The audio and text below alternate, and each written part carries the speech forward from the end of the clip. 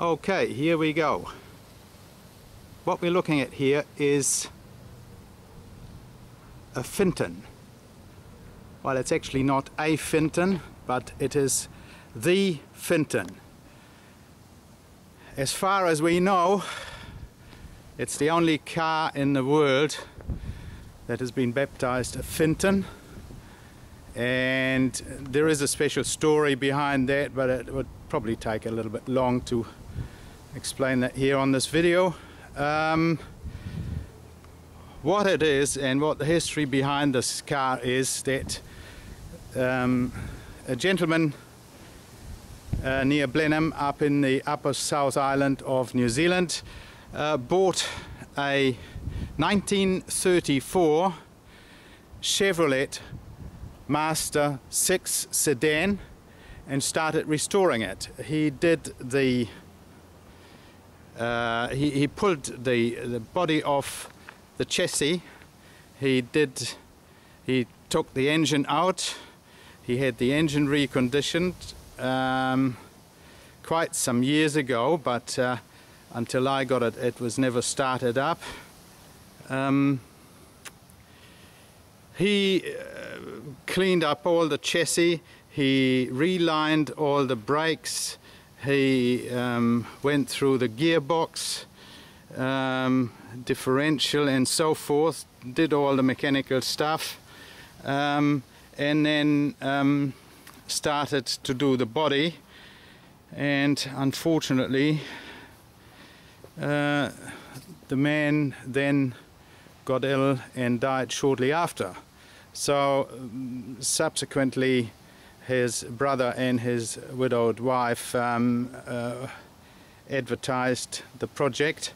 I bought it and we built this one-off body on it with a few sort of nice features, I would think. Being a 34 Chev, it has got this sort of knee action suspension in the front, which looks quite brute. As you can see here, while we're at it,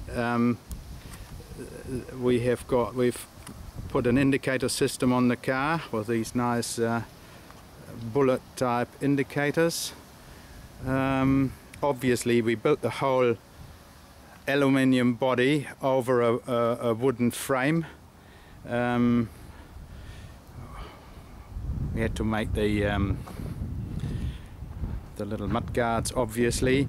Well, the whole body has been made from aluminium, and it was not our aim was to sort of make a car that should look like somebody in the 30s wanted to have a car that he could take on the racetrack or do a rally in or something like that.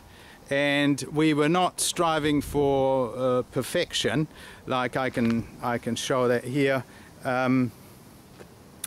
These louvers, as people in the know, you know, there are sort of molds for them or dies, and you can make them on a machine and they'd be like you know, one exactly like the other one. Now these ones here are hand made, like, you know, somebody tried it out and found out the engine is too hot, and then he put some louvers in there, and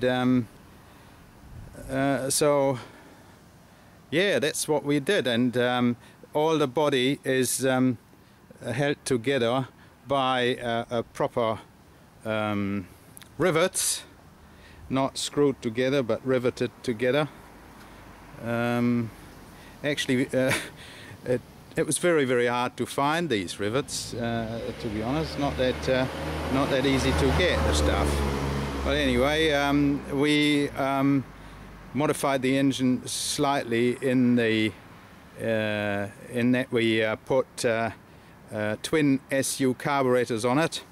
Obviously had to make this exhaust system. We'll see in a minute when we have a look under the bonnet that It's a sort of a free flow system. Yeah, we transferred the handbrake to the outside of the chassis. We had to actually, because the body is now obviously a fraction of the weight of the saloon or sedan body, we had to take a couple of leaves out of the rear springs because it was too, the springs were too hard and it was too bouncy. Well, here we see the bullet indicators on the back. It's also has got a hazard system worked into that. Now on the back, yeah, but I'll probably turn the car around in a minute, so because it's not very nice filming against the sun, I suppose. On the back here, because obviously the car hasn't got much stow room, we built a what do you call it? We built this fold-up bracketry here that can hold this period, I would think, suitcase, which is in pretty good nick. Again, it's it could possibly do with a new handle, but I think that's part of the charm of the thing. Obviously, we made the Finton hubcaps. The wheels are original 1934 Chevrolet wheels with brand new tires on it. Well, we gave it the number 7, but I mean that could be easily changed.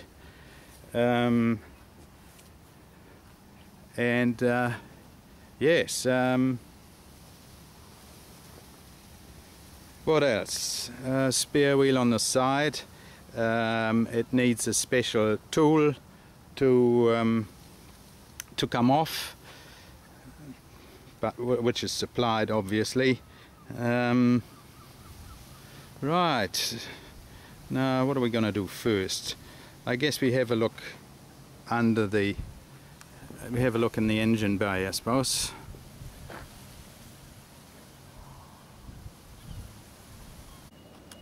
Right, in order to get to make it easier to get to the engine bay, we made the headlights tiltable, and also if one was to drive that car on a dirt track or something, you could tilt the headlights so they don't get damaged. And well, here we got it, the reconditioned. Well, that's what we were told, and there's no reason for us not to believe that. The gentleman who died and did that all for himself, he was not that old. I think he was only 72 or something. But anyway, here it is. We, as I said, we put the twin carbs on it. We made the free flow exhaust system.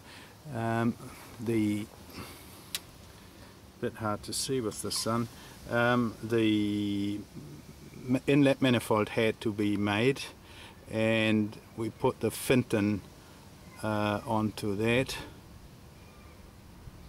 Bit hard to see, but here it is, Finton. We put an alternator rather than a generator on the thing, so you know, it has decent charge, which actually had the disadvantage that this alternator could not be wired through the amp meter, which is one of the original instruments of the car, because it would just blow the amp meter. But we have checked the alternator, and it gives ample charge. Here's a little fire extinguisher just in case something happens. Right, the battery box is in there, and there's a stay there to keep the bonnet up, but the bonnet is also completely, if you need to get onto the engine, it's very easy to completely remove the bonnet. Alright, and now let's have a look in the other side. Right, so here we go, both headlights sort of tilted down, and here's the other side of the engine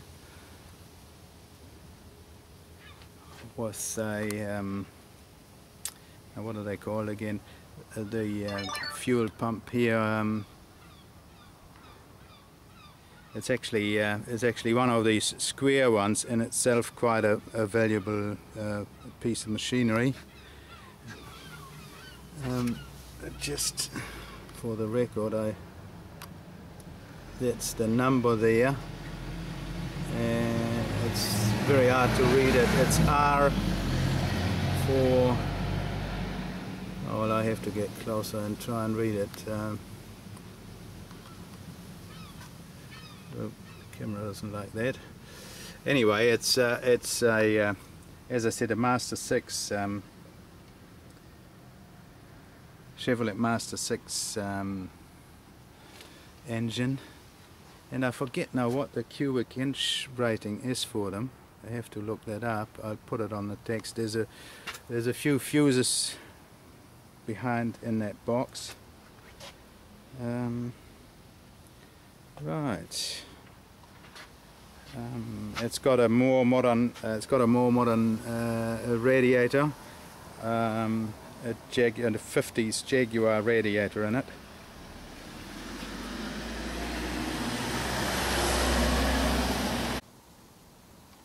Right, the bonnet closed, the lights back in the upright position. Right, let's have a look at the interior, and again we could have, and in fact I did get some brand new dark brown leather hide, but we just sort of put it in there, and it just didn't look right. So what we did is we hunted round for some old leather, and we managed to get sort of 19. Well, some of that leather is actually from the original car, or from another spare car that this gentleman sort of wrecked out, and that's the pleated part here. And then we found some more leather, and that's that more widely pleated leather there from another car of the same era. And so we put a lot of hide food into that and made it all supple and usable again. And I think it suits the character of the car much better than. No, I've just shut this little camera off. It suits the car much better than new leather, and it was a lot more hassle to get that than just put new leather in. It's also, of course, more difficult to work with, and all that. But I reckon that looks good. Well, just so that, I mean, all these bits and pieces go with the car. Then I hunted round and found an old.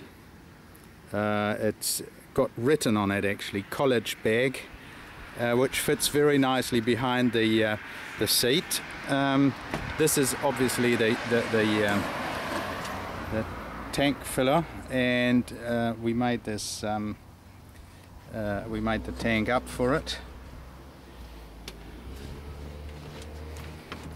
Right. While we're here, on here is, I mean, that car originally wouldn't have had indicators, so we found this old piece of equipment here, and I think it's out of a 50s American car or something, and we built a little aluminium box around it just so it looks more in keeping. And it actually, you indicate with it, but you can also pull the stick up, and it operates the hazard lights. I'll probably go around the car. It's got a master key here that you take out. It's got the ignition there, and the park light and the headlight, and there is a spelling mistake there on the dashboard, but we don't charge extra for that. As I said, the amp meter, it shows a discharge when you switch the ignition on. Here we go, but it doesn't show charge when the car runs. So yeah. Okay, the temperature gauge works, the fuel gauge does not. It was too difficult to construct something, but we do have like they all very often had in these old cars. We have a wooden stick that is marked 1 gallon and 2 gallons, and you stick it in the thing, and that gives you an indication where you are fuel-wise. Right. Yeah, for safety reasons we did put a mirror on it, and sort of a period spotlight and a little windscreen. Right, there is more storeroom here behind the driver's seat, and it's got a wooden floor. Obviously, right, here we got the, I'm not quite sure where we were when the telephone went. We've got a ref counter here and a speedometer. The speedometer, it doesn't work. We had a cable mate, but it failed. The little knobbly thing came off. We've actually done quite a few more miles than what it says on the Speedo there.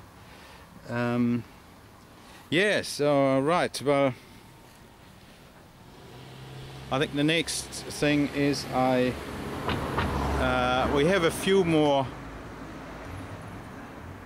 accessories that go with the car, so I'll let you have a look at them too.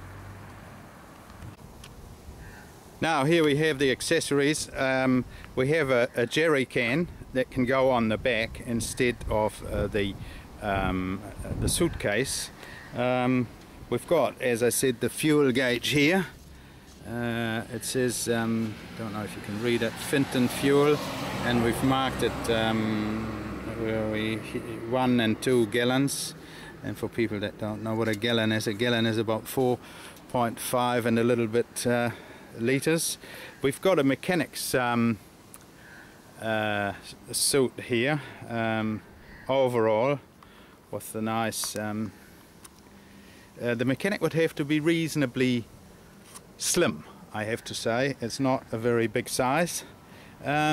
We've got sort of a period helmet, I would think, or thereabouts, sterling moss thing anyway, and some leather gloves with you know, the long leather gloves, and also a jacket that sort of fits it quite nicely, and that jacket is a sort of one fits many, not all,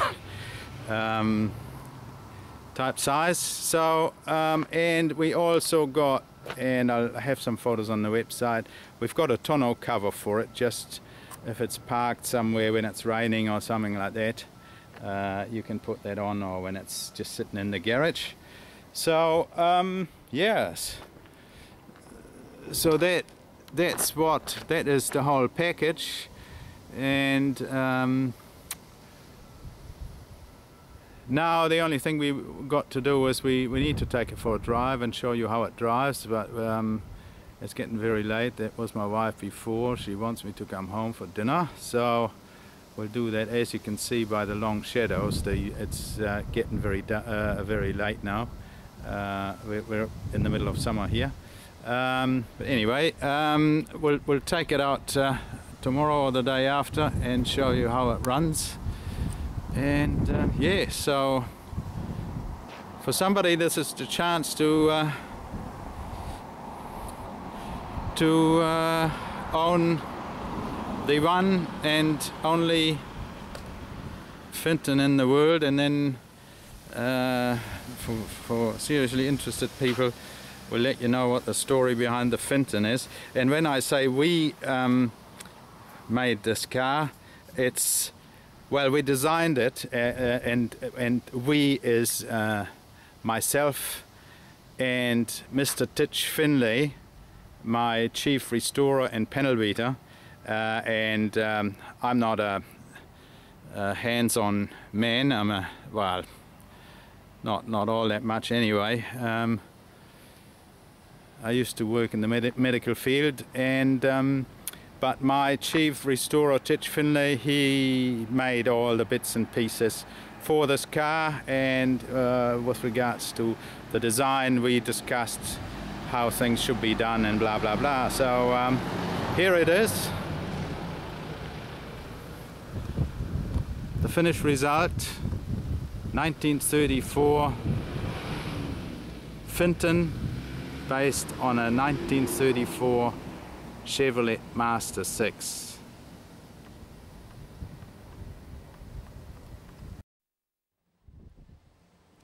Right, now it's a very windy day, so we'll probably have quite a bit of wind noise on the camera, but I'm now going to take the Finton for a drive. Just the mirror. Now, in order to do that, you switch the ignition. Probably is already on, but there's also a cut-off switch here. Now the ignition is on. These are park lights, headlights, and well, as I said, the water temperature gauge works, the gasoline one doesn't. The amperemeter shows discharge. It's actually, the sun is very glary, I can hardly see what I'm filming here. And we have a problem with the Speedo cable, which went, and see, it's done on that Speedo, it's only done nearly 10 miles, but we would have done about 25-30 miles in that car. But the Speedo cable, there's an end on it which they can't sort of get or something. Anyway, right, we've got that, and you know, you can take this key off, and then it's well, people can't steal it. It's out of gear, and you start it with that.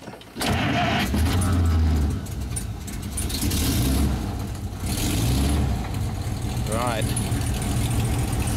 So now I have a problem now, because this car is a left-hand drive. I have to change gear with the right hand, and that camera is built for to be operated with the right hand. So anyway, I'll take the brake off.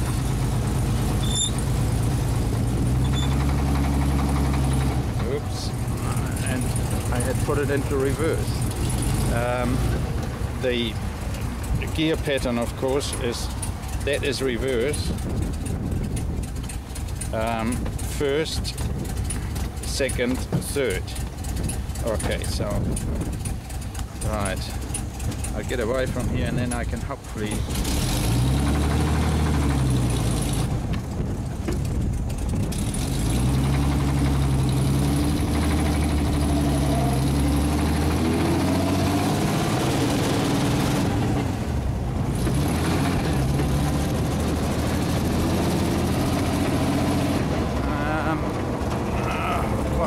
the choke still on. Something is not quite right.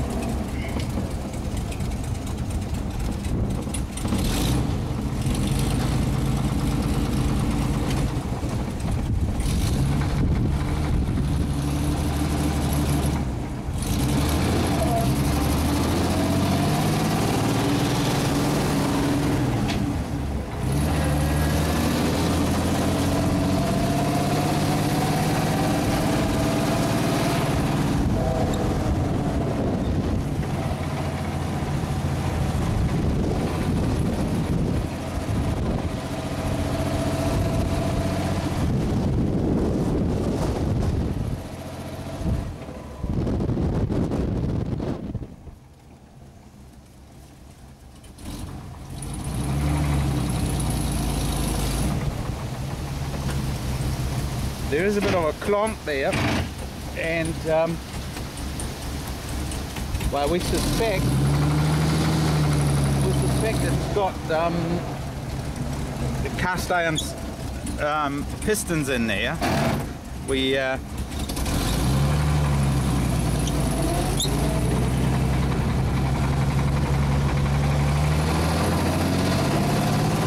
I said, the engine was done, and we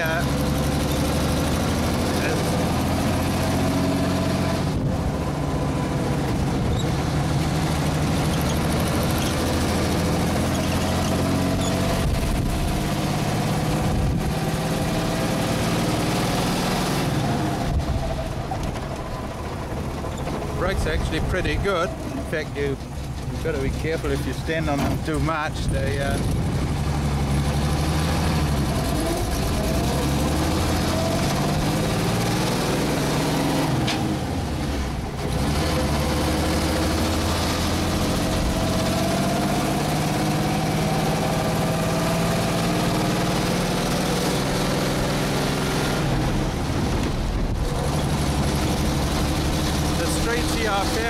very rugged because of the earthquake.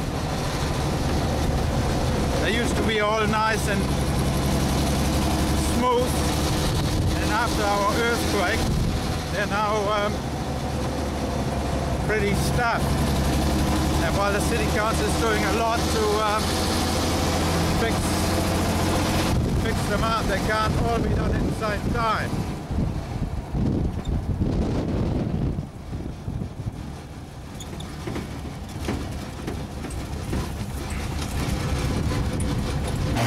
Right, it's all, as I said, you have to push the clutch right in, and then it doesn't actually make that noise.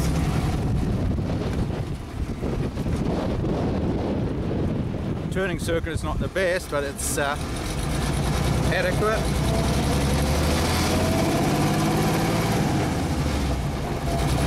So you can actually change gears without.